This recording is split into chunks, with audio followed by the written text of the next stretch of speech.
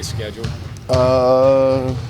It's been okay. We took yesterday off. Yesterday was a heavy day, so we couldn't get them all in at once, so we just took yesterday off. Your experiences through the years, you just work around that, right? You just have to do the best you can, right? This is really the first year that we haven't had some guys come in late or guys leave early, which yesterday would have been a mess, so we just didn't go. I was talking to Elijah, and he said that the way you guys kind of look at the three bigs now is you look at them collectively. Is that something new that you've done in terms of taking X number of rebounds, deflections, points, and kind of adding them together, as you've always done that? No.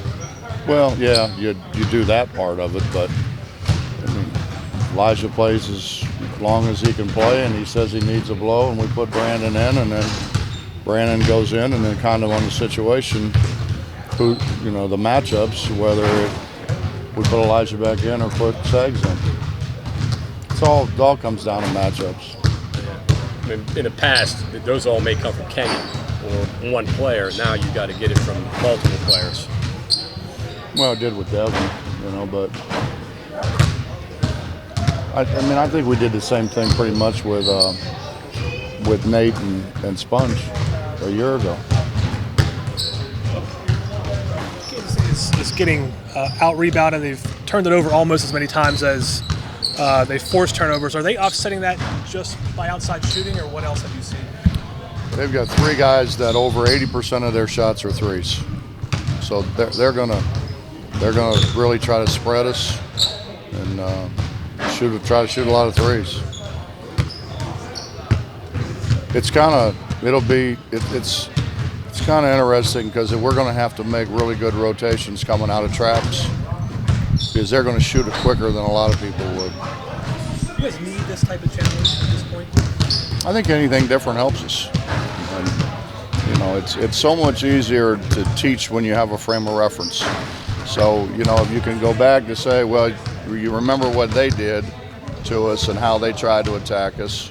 And so the more we get under our belt, particularly with the young guys, with those older guys, we can go back a year or two.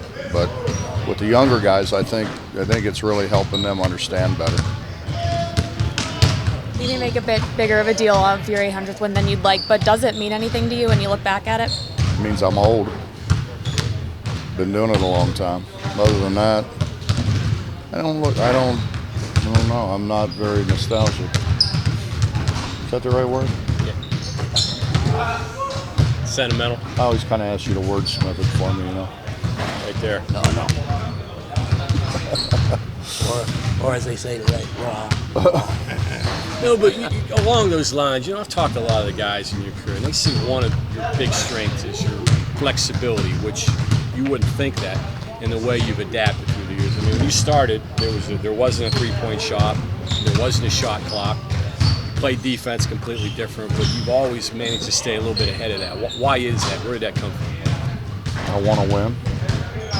And you had to do what you had to do to win, and so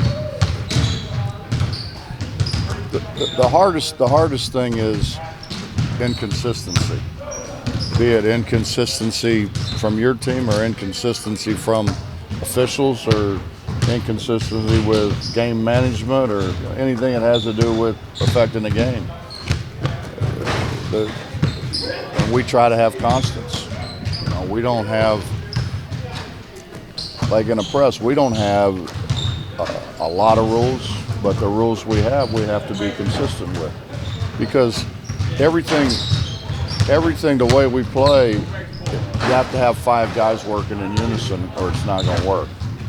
And so there has to be some constants, and then from there you have to play basketball. What about those non-negotiables? Where do you draw the line and become a little flexible? I know every coach has non-negotiables, but through your career you've had to do that a little bit. Effort. Sure. I've never really. I don't mess with guys taking shots. I mean, they may take some, and I may say, that probably wasn't the right thing to do, but I don't yank them for taking shots. I want them to be comfortable offensively. Defensively, it comes down to really there's a lot of teams that are pretty good defensively that fundamentally suck, but they play so hard they compensate.